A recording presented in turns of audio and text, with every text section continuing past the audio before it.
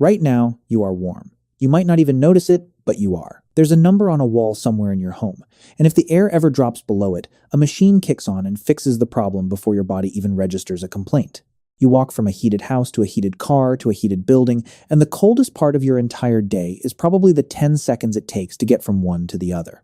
Winter, for you, is an inconvenience. It's scraping ice off a windshield. It's a heavier jacket. It's complaining that it gets dark too early. But for almost the entire human history, winter was not an inconvenience. Winter was the season that tried to kill you. And it didn't try just once, or in just one way. It came at you from 4 different directions at the same time. The cold could kill you, the hunger could kill you, the animals could kill you, and the long, dark, endless nights could break you before any of the others got the chance. So the question is simple. For hundreds of thousands of years, with no heating, no supermarkets, no walls that actually sealed out the wind, how did human beings survive winter at all? Because they did. Your ancestors walked straight into some of the coldest environments on the planet and came out the other side. And the way they did it is one of the most impressive things our species has ever pulled off. Let's start with the most obvious threat. The cold itself. Here's something most people don't realize. A human being is a tropical animal. Our bodies evolved in the warm parts of Africa, and left to its own devices, a naked human loses heat fast. In cold conditions, you can slip into hypothermia in a matter of hours. Your fingers stop working, your thinking slows down, and once your core temperature drops far enough, your body simply stops. No claws, no thick fur, no natural insulation worth mentioning. On paper, we are one of the worst equipped large animals on Earth for surviving a hard winter. And yet, humans didn't just survive the cold. They walked into it on purpose. They spread north into Ice Age Europe, into Siberia, into places where winter temperatures dropped far below anything the human body can handle unprotected. So how? The first answer is fire. And we'll come back to what fire did for the long winter nights later. But fire has a problem. Fire only warms the side of you that's facing it. It doesn't travel with you. The moment you step away from the flames to go hunt or gather wood, the cold comes straight back. Fire alone was never going to be enough. What ancient humans needed was a way to carry warmth with them, wrapped around their bodies, everywhere they went. And that brings us to what might be the single most important winter technology humans ever invented: clothing. But not the kind you're probably picturing. For a long time, the assumption was simple. It's cold, so you drape an animal hide over your shoulders and you're done. And for a while, that's exactly what humans did. But a hide thrown over your back leaves gaps everywhere. Wind gets in at the sides. Your arms are exposed. It slips off when you move. A draped skin is better than nothing, but in a real winter, better than nothing still gets you killed. The breakthrough was learning to cut hides into pieces and sew them back together into shapes that actually fit the human body. Fitted sleeves, closed sides, a garment that trapped a layer of warm air against your skin and held it there while you moved. This is the difference between a blanket and a coat. But here's the problem. To make this all work out for you, you need a needle. And not just any needle, a needle with an eye, a tiny hole to carry the thread. This is a genuinely difficult thing to make. You have to take a sliver of bone, grind it down thin, and then drill a hole through it that's small enough to be delicate but strong enough not to snap. Archaeologists have found bone needles like this dating back more than 40,000 years, and in some sites even older. These are precise, deliberate tools. Whoever made them understood exactly what they were for. And the thread itself came from the animals too. Sinew, the tough fibers that connect muscle to bone, could be stripped, dried, and used to stitch hides together into something that held. Layer a garment like that, fur turned inward against the skin, and suddenly a human being could stand in air cold enough to kill and stay alive inside their own pocket of warmth. Sewn clothing wasn't a comfort. It was the piece of technology that let our species leave the warm world it evolved in and walk into the cold parts of the planet. Without the needle and the thread, there is no human being in Ice Age Siberia. So you're warm now, or at least warm enough. You can move, you can work, you can hunt. But the sun is going down, the temperature is dropping even further, and you have a second problem that clothing can't solve. You need somewhere to survive the night. The obvious answer is a cave. And caves were valuable, genuinely valuable. A deep cave holds a steady temperature, blocks the wind, and keeps the snow off you. But here's the thing that nobody tells you about caves. There aren't many of them. A good, dry, defensible cave in the right spot was rare, and if you found one, you probably weren't the only one who wanted it. Other groups also wanted it too. You couldn't count on a cave. Most of the time, if you wanted somewhere to survive the winter, you had to build it yourself. And this is where it gets remarkable. In a place called Mezirich, in what is now Ukraine, archaeologists found the remains of shelters built around 15,000 years ago. But there was almost no wood on that landscape, and almost no stone. So the people there built their homes out of the one material they had in enormous quantity. I'm talking about mammoth bones. They stacked and interlocked the bones of dozens of mammoths into round, dome-shaped huts, hundreds of bones in a single dwelling, jawbones layered like roof tiles. Massive tusks arched over the entrances. These were not quick, throwaway shelters. They were substantial, engineered structures built to hold up through a brutal winter.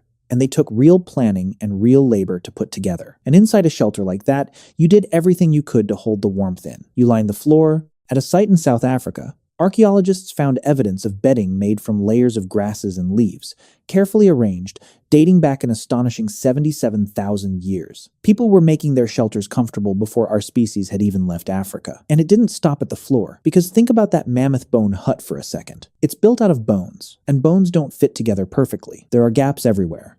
And every single gap is a doorway for the wind. So they sealed them, layer by layer. They stretched animal hides across the inside of the walls and pinned them over the openings. They cut blocks of sod and stacked them against the outside, and some groups even packed snow against their shelters, because a thick layer of snow is actually a very good insulator. It traps air, and trapped air holds heat. Layer by layer, the wind ran out of ways to get inside. A shelter wasn't just walls anymore. It was a system, and it kept people alive on nights that should have killed them. But a warm shelter creates a new problem, and it's a big one.